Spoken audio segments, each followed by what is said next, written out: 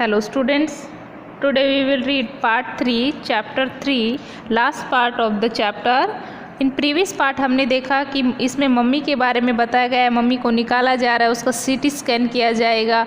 और अब ये एक लास्ट जो हमारा पार्ट था सेकंड पार्ट, उसमें हमने पढ़ा कि एक न्यू फेरोज प्रमोट किया गया है, वर्शिप ऑफ द एटेन।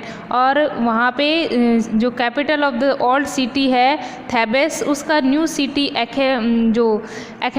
एखेटेटन है वो बनाया गया है, उसको अमरना नाम से जाना गया है। और टेम्पल्स है उनको, उनके जो टेम्पल्स थे वो स्मैश कर दिए गए, उनकी इमेजेस को स्मैश कर दिया गया है। तो let's start the video. Page number 26। After Akhenaten's death a mysterious ruler named Smenkhkare appeared briefly and exited with hardly a trace. अब एखेटेटन की जो डेथ है वो हो जाती है, उसके बाद एक और राजा आते हैं, वो उसके ऊपर राज्य करते हैं, उनका नाम है स्मेन खाकरे। अपीयर्ड वो थोड़े टाइम के लिए, appeared briefly and exited with hardly trace, बिना किसी अपनी पहचान बनाए वो चले जाते हैं, मतलब मर जाते। एक ऐसे राजा आते हैं जो बिना पहचान बनाए इस दुनिया से चले जाते। And then a young man, उसके बाद एक यंग मैन आते हैं, वो यंग मैन कौन है? तट खातेन। टुक द थ्रोन, वो गद्दी पर बैठते हैं। किंग तट, जिसकी हम स्टोरी पढ़ रहे हैं, वो उन्होंने अपना नाम तट रख लिया है, as widely known today.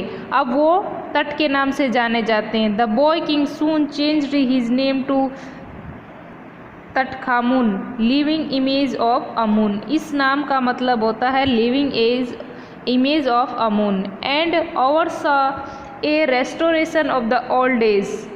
He resigned for about 9 years and then died unacceptably. और वो इन रीति रिवाजों को फॉलो करता है, और एक उनकी मौत है वो एक रहस्यमयी मौत हो जाती है, जिसको सुलझाने के लिए इस मम्मी को ओपन किया जा रहा है। Regardless of his fame and the speculations about his fate, that is one mummy among many in Egypt. अब इसको सुलझाने के लिए मम्मी को ओपन किया जा रहा है, और देखते हैं कि ये जो इसकी जो फेम है वो कैसी है कि तट की जो ये मम्मी है, सिर्फ यही एक तट की मम्मी नहीं है, हाउ मैनीज, यहाँ पे बहुत सारी इजिप्ट में मम्मियाँ हैं। नो वन नोज, पता नहीं कितनी सारी हैं। The Egyptian mummy project which begin in inventory in late 2003। अब 2003 में इसको खोला जा रहा है। His recorded almost 600 so far and is still counting. अब इनकी संख्या लगभग 600 है और लगातार अभी भी ये बढ़ती जा रही है।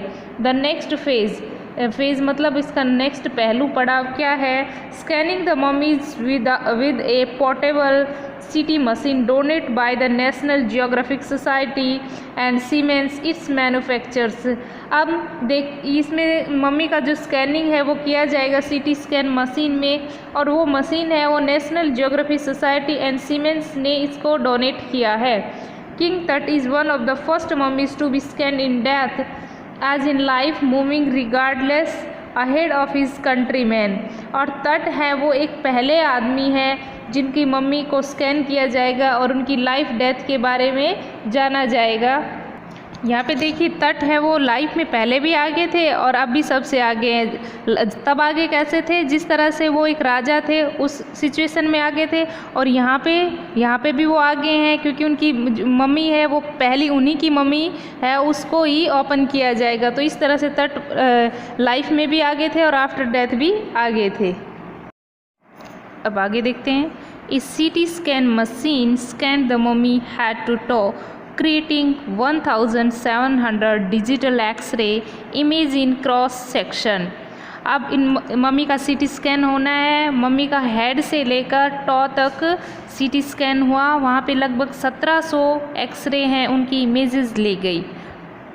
Touch head scan in 0.62 millimetre slices to register its intricate structures takes on era details in the resulting image। लगभग 1700 डिजिटल एक्सरे होने के बाद तट के हेड का 0.62 मिलीमीटर स्लाइस में उनका हर एक इरेक्ट डिटेल्स, बारीक से बारीक चीज़ों का उनका इमेज लिया गया और फिर उसका 3D इमेज बनाया गया।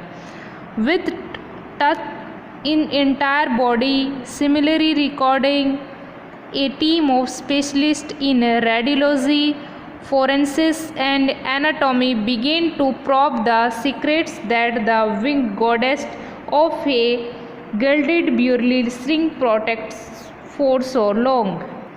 अब जो तट है उसकी पूरी बॉडी का रिकॉर्ड किया गया, एक स्पेशलिस्ट टीम बुलाई गई जो रेडियोलॉजी उसमें शामिल थे, फॉरेंसिक्स जो साइंटिफिक टेस्ट करते वो लोग शामिल थे, एंड एनाटॉमी होता है जो ह्यूमन एंड एनिमल्स बॉडी को रिसर्च करते हैं, वो लोग शामिल थे। और इस बॉडी के बारे में जो गॉडेस थी उसने बहुत सालों से इसको लंबे फॉर लॉन्ग टाइम से इसको प्रोटेक्ट करके रखा था। अब इसका सीटी स्कैन हो गया। The night of CT scan के लिए इसको निकालने का प्रोसेस चल रहा था। The night of the scan workman carried Tut from the tomb in his box. उस नाइट सभी लोग काम करने लग गए तट की बॉडी को बाहर निकालने के लिए। लाइक पैलेबियर्स मतलब होता है कि ये जो इसकी बॉडी है उसको एक बॉक्स जैसे में रखा है, उसमें climbed a ramp and flight stairs into the swirling मतलब circular sand outside, then rose on a hydraulic lift into the trailer had the scanner. अब ये लोग सब जो ये तट की जो बॉडी है, टॉम है, इसको निकालने की कोशिश कर रहे हैं और सब लोग उसके नीचे चले जाते हैं जो 26 फीट गहरी उसकी जहाँ पे उसकी टॉम दबी हुई है वहाँ पे। 20 मिनट्स लेटर 2 men मर्ज्ड। अब सब लोग उस पर वर्क कर रहे हैं। लगभग 20 minutes later sprinting for a office nearby and return with a pair of white plastic fan. 2 man हैं, वो क्या कर रहे हैं, स्प्रिटिंग मतलब सर्च कर रहे हैं, ऑफिस जो उनके पास आजू बाजू कोई ऑफिस है उसको सर्च कर रहे हैं। और जब वो वापस आते तो उनके हाथों में 2 प्लास्टिक के फैंस होते हैं। The $1 million scanner had quit because of sand in A cooler fan. क्योंकि कूलर फैन किस लिए लेके आते हैं, क्योंकि जो जिस मशीन से वर्क कर रहे हैं वो मशीन ख़राब हो गई है। अब वो प्लास्टिक फ़ैन का यूज़ करके उस टॉम को बाहर निकालेंगे। The $1 million scanner had quite because of sand in A cooler fan. अब वो कूलर फैन के साथ आते हैं और उस सैंड को हटाने की कोशिश करते हैं जो सैंड टॉम के ऊपर लगी हुई है। Curse of the pharaohs joked a guard nervously. वहाँ पे एक गार्ड होता है, वो नर्वस होकर एक जोक मारता है कि देखो ये कैसा, ये शायद ये मशीन इसी ने ख़राब की हो गई, इस मम्मी ने ही। क्योंकि कर्स ऑफ द फेरोज, ये जो राजा है, ये जो इजिप्ट का राजा है, ये रूलर किंग है, ये शायद उसका कर्स हो, उसका अभिशाप हो, इसीलिए मशीन है वो ख़राब हो गई है। Page number 27। Eventually the substitute fans worked well enough to finish the procedure. अब सारा जो प्रोसेस था वो पूरा हो चुका था, मम्मी को बाहर निकाल लिया गया था और उसका सीटी स्कैन हो गया था और ये जो 2 फैन थे ये अच्छे से वर्क कर गए थे इस सारे प्रोसीजर को पूरा करने के लिए। After checking that no data had been lost, सब कुछ चेक कर लिया था, कुछ भी मिसिंग नहीं था। The technicians turn Tut over to the workman who carried him back to his tomb. अब सभी लोगों ने मिलकर उस तट की जो कब्र थी उसको वापस वहीं पे रख दिया था। Less than 3 hours after he was removed from his coffin the pharaoh again rested in peace where the funerary priest had laid him so long. जो प्रीस्ट लोग थे उन्होंने लगभग बहुत सालों पहले उनको वापस वहीं पे पहले जो कब्र थी उसमें सुला रखा था। अब लगभग 3 hours के आफ्टर कॉफिन का जो ढक्कन था वो रिमूव किया गया और उसको वापस उसकी जगह पर रख दिया। अब तट है वो फिर से आराम कर रहे थे जैसा कि बहुत सालों पहले किसी प्रीस्ट ने उसको उस कब्र के अंदर रखा था। अब वैसे ही फिर से तट को रख दिया गया है। अब वो फिर से पीसफुल वहीं पे रेस्टिंग कर रहे हैं। Back in the trailer A technician pulled up astonishing image of तट on a computer screen.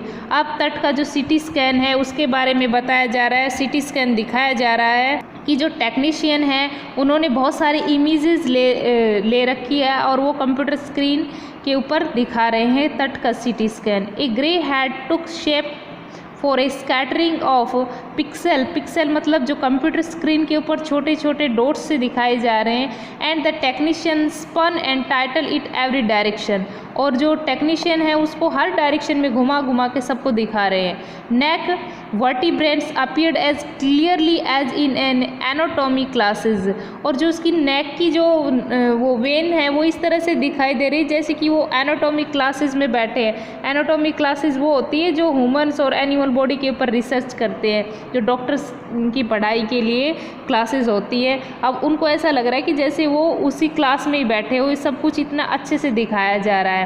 Other images revealed a hand several views of the rib cage and transection of the skull। अब उनको पहले images में rib cage दिखाया गया, जो उनकी breast की छाती की जो हड्डियाँ थी उनको बताया, दूसरे में उन्होंने सिर की हड्डी के बारे में बताया। But for now the pressure was off, अब प्रेशर था वो एकदम ख़त्म हो गया था। Sitting back in his chair, वो अपनी चेयर पे बैठ गए। कौन? Zahi Hawass smiled visibly revealed that nothing had gone seriously wrong. अब इन सब की हम लोगों ने पहले पढ़ा कि सब ये जो सारा वक्त था ये जाही हवास के ऊपर था, वही इस मम्मी का सीटी स्कैन करवा रहे थे। अब वो बोलते हैं कि चलो कुछ गलत नहीं हुआ। I did not sleep last night, मैं लास्ट नाइट सोया नहीं। Not for a second he sad, उसने कहा एक सेकेंड के लिए। आई वॉज सो वरीड, मैं बहुत ज़्यादा चिंतित था। But now I think I will go and sleep, लेकिन मुझे लगता है कि अब मैं जाकर सो सकता हूँ। Last stanza page number 28। By the time we left the trailer descending metal stairs to be sandy ground the wind had stopped.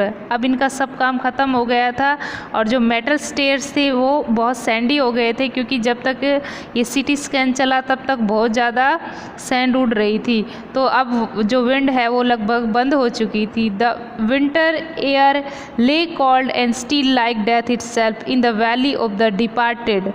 अब ये कहते हैं कि जिस तरह से हमारे होता है ना कि जो डेथ है वो कोल्ड का सिंबल है, कि मरने के बाद आदमी है वो कोल्ड हो जाता है, उसी तरह अब सब कुछ शांत हो गया था। जो ये वैली ऑफ द जो डिपार्टेड थी, ये मौत की जो दुनिया थी, ये अब ख़त्म हो चुकी थी। Just above the entrance to Tut's tomb stood Orion. Orion ने होता है कि जो शेप होता है लाइक स्टार, तो उसकी तरह थी। The constellation that the ancient Egyptian new age the shoal of Osiris. अब कहा जाता है कॉन्स्टलेशन मीन्स होता है ग्रुप ऑफ स्टार, तो ये एंशिएंट इजिप्टियन के लोग जानते थे कि ये किस तरह से हो गया सोल ऑफ ओसिरिस किसको कहा जाता है? The God of the after life. जिस तरह से हिंदू धर्म में होता है मरने के बाद यमराज है वो ले जाते, इसी तरह से इनके साथ भी हुआ। Watching over the boy king, और वो ही उस बॉय किंग को देख रहा है। ठीक है student, this is story. Next video we will discuss question answer. Thank you.